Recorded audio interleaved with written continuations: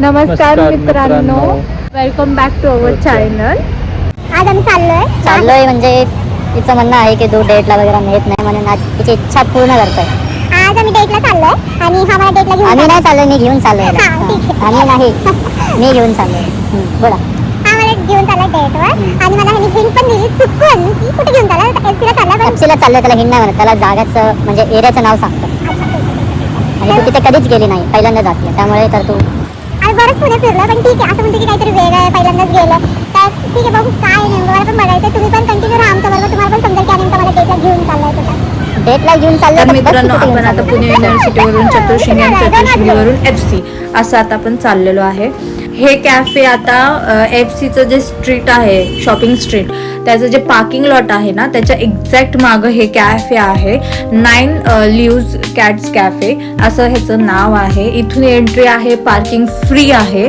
त्याचबरोबर त्यांनी सांगितलं होतं की फुटवेअर्स आतमध्ये अलाउड नाही आहे, त्यामुळं आम्ही इथं चप्पल स्टँडच्या तिथे चप्पल काढून मग आतमध्ये गेलो, जिथे कॅटचे क्यूट असे डेकोरेशन्स आहेत, फोटोज आहेत.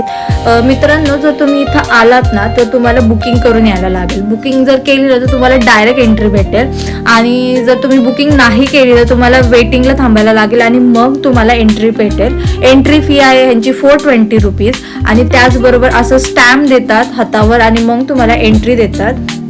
तुम्हाला 1 तासाचा वेळ असतो. त्यामध्ये आम्ही 3:30ला गेलो होतो, आम्हाला 4:20 पर्यंत एक्झिट करायचं होतं. हँड सॅनिटायझर करून मग आत जायचं आहे. वाव, इतकं सुंदर असं आणि क्यूट असं हे पूर्ण कॅफे होतं. वर बसायला बघितलं तुम्ही, जागा सुद्धा आहे.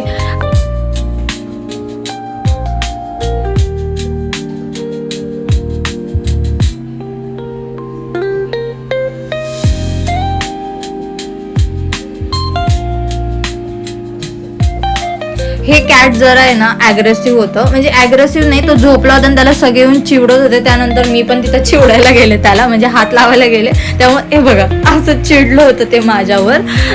पण मला माहिती आहे की त्याला कसं शांत करायचं, त्याला परत कसं झोपवायचं, कारण आमच्या घरात ऑलरेडी 4 कॅट्स होत्या आणि अजून पण आहेत. सो त्यामुळे मी त्याला एकदम प्रेमाने झोपवलं.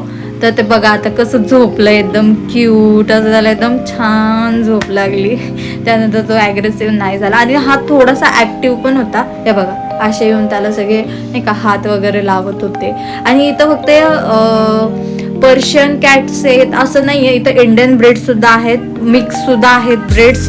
असे वेगवेगळ्या टाईपचे इथं तुम्हाला कॅट्स बघायला भेटतील आणि हे खूप फ्रेंडली आहेत, खूप क्यूट आहेत. बघ फक्त इथं एक रूल आहे की तुम्हाला त्यांना फक्त हात लावता येईल, त्यांना उचलता येणार नाही, असं इथं रूल आहे. तर प्लीज नेक्स्ट टाइम तुम्ही जेव्हा पण जाल हा रूल नक्की लक्षात ठेवा. ते तुम्हाला काउंटरला सांगतात की नाही का आतमध्ये काय रूल आहे काय नाही. हा जो आहे हा जरा चिडका होता, ह्याला पण सगळ्यांनी चिडून म्हणजे सगळ्यांनी त्याला हात लावून तेव्हा कसं चिडलं तेव्हा, तर त्याला खूप राग येत होता.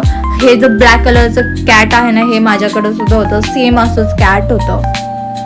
आणि इथं तुम्हाला गेल्यानंतरून हे सगळे म्हणजे झोपाळूच होते, ऑलमोस्ट झोपलेच होते. आम्ही दुपारच्या टायमिंगला गेलतो मे बी, त्यामुळं. आता आपलं मित्रांनो आलेला आहे पिझ्झाची ऑर्डर आणि हा आहे कोरियन बन. तर पिझ्झा ठीकठाक होता, म्हणजे प्राईसच्या हिशोबाने आम्हाला हे मागवायला 350-400 रुपये लागले. हा पिझ्झा तेवढ्याचाच होता, पण ठीक आहे. आणि ही आहे इंडियन ब्रीड, हा पण इंडियन ब्रीडच आहे. आणि त्याचबरोबर हा जो आहे खालचा हा मिक्स ब्रीड आहे. इथं ॲडॉप्ट केलेले कॅट्स सुद्धा अवेलेबल आहेत. हा जो ब्लॅक होता याच्याकडे मी परत एकदा गेले, कारण माझी पण कॅट होती जिला विष देऊन मारलं गेलं, त्यामुळे मला हिला बघून माझ्या कॅटची आठवण खूप जास्त आली. मी म्हणल्याप्रमाणे हा कॅट जो आहे तो जरा ॲक्टिव्ह होता, इकडं तिकडं फिरत होता, पण बिलकुल भाव देत नव्हता कोणाला पण. भाई तो मनाचा राजा होता. मी राजा तुम्ही प्रजा असा वाला सीन होता या कॅटचा.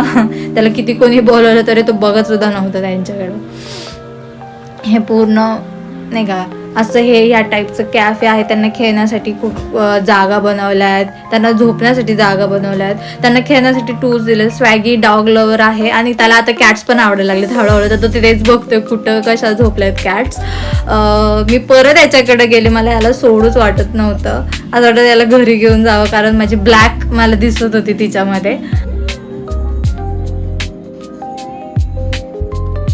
तर थोडंसं म्हणलं की बसावं आणि त्याचबरोबर सगळ्यांना बघून वगैरे क्यूट असं छान वाटलं.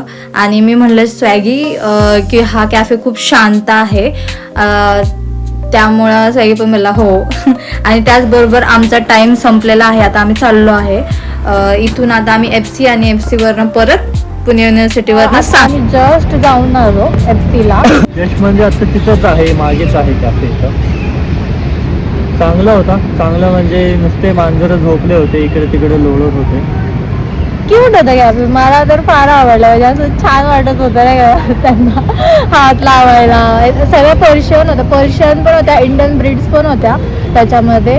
तर त्या स्वीट होत्या, खूप फ्रेंडली पण होत्या आणि लाईक थोड्याशा शाय टाईपच्या होत्या. तर मला तर फार आवडलं. जे जे कॅट लवर आहेत त्यांनी नक्की व्हिजिट करा. FC रोडवरच, जास्त लांब नाही आहे पुण्यातनं. लांब म्हणजे जास्त लांब नाही आहे, आपलं FC कॉलेज आहे ना, किंवा FC स्ट्रीट आहे कपड्यांचं, तिकडेच आहे. हां तसे लोकेशन टाकेल आम्ही तिथे. हां, आम्ही डिस्क्रिप्शनमध्ये